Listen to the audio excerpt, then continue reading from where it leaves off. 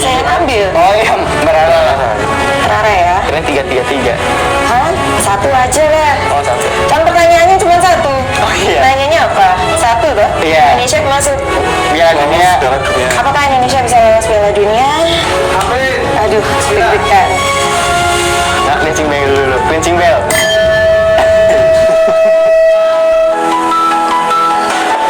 Oke.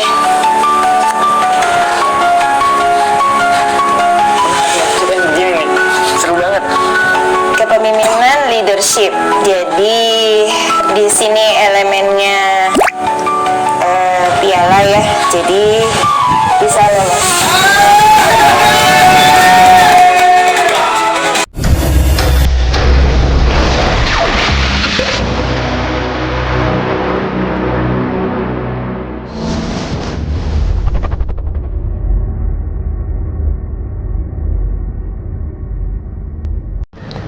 Bismillahirrahmanirrahim. Assalamualaikum warahmatullahi wabarakatuh. Sahabat Yuk Ngaji yang dirahmati Allah SWT, kita akan angkat lagi sebuah berita di portal islam.id dengan judul Menuju Indonesia Syirik 2026. Baru dicurangi wasit sekali langsung manggil dukun. Sejak era Mulyono, dukun memang dikasih panggung bahkan dibiayai negara. Menuju Indonesia Syirik 2026, sentil netizen. Bukannya bicara skill, formasi, atau teknis, malah bawa klinik. Ini negara Pancasila benar-benar udah nggak ketolong timpal yang lain. Ini dia videonya. Apa saya yang ambil? Oh iya, Mbak Rara. Rara ya? Keren 333. Hah?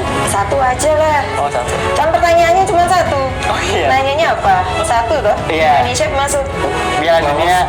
Apakah Indonesia bisa lolos Piala Dunia? Aduh, deg-degan.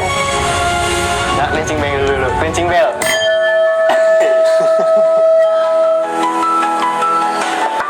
Oke.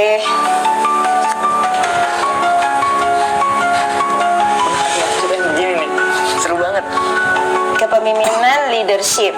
Jadi di sini elemennya piala ya. Jadi bisa lolos.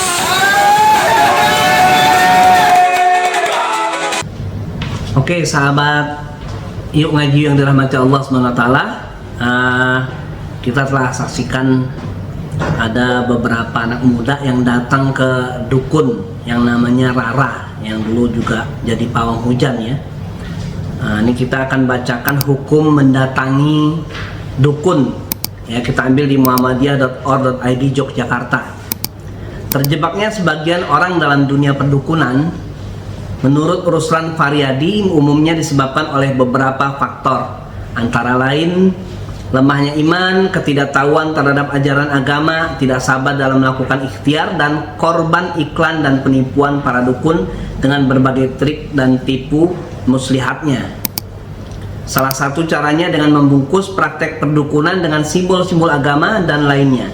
Dari representasi ayat dan hadis-hadis Nabi SAW sangat jelas bahwa Islam melarang umatnya untuk melakukan aktivitas perdukunan, baik sebagai pelaku maupun konsumen. Salah satunya dalam hadis disebutkan bahwa Nabi SAW pernah bersabda, barang siapa yang mendatangi tukang ramal atau dukun lalu ia bertanya kepadanya tentang sesuatu hal, maka tidak diterima sholatnya selama 40 malam.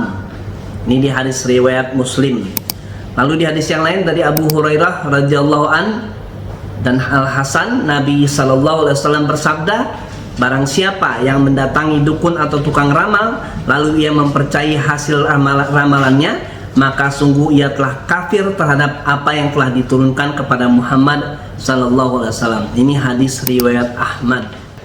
Jadi sahabat Yuk Ngaji yang dirahmati Allah SWT, kandungan syahadat itu adalah kita mentauhidkan Allah dan menjauhi syirik. Jadi tidak ada pahala yang terbesar kecuali yang pertama adalah pahala mentauhidkan Allah.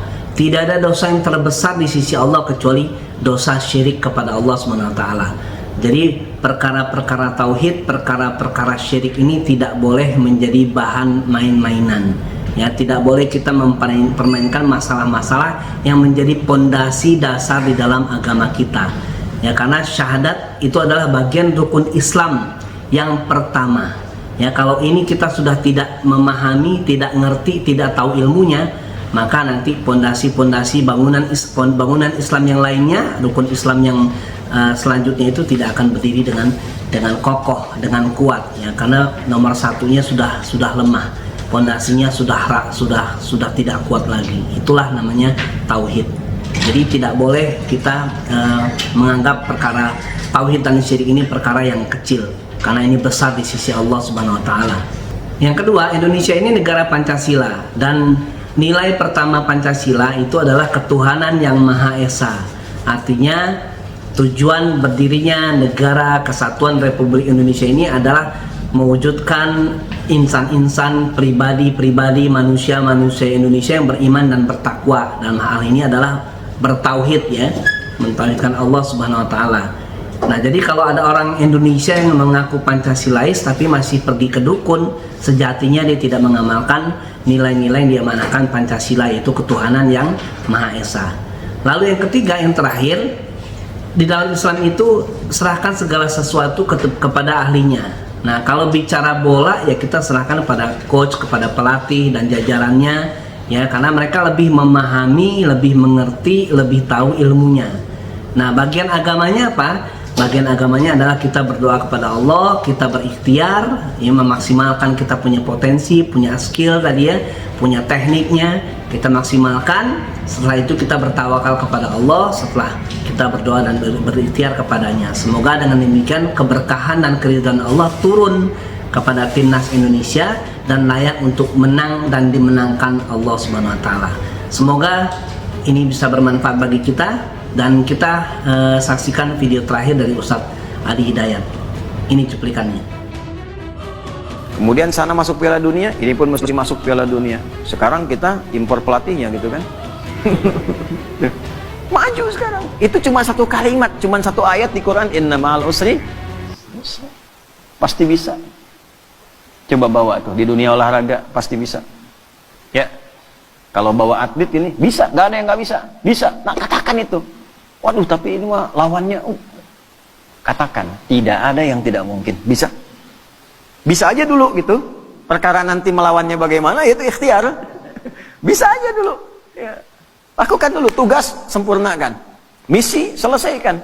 Oke, sahabat Yuk Ngaji yang dirahmati Allah Subhanahu wa taala, semoga bermanfaat. Assalamualaikum warahmatullahi wabarakatuh.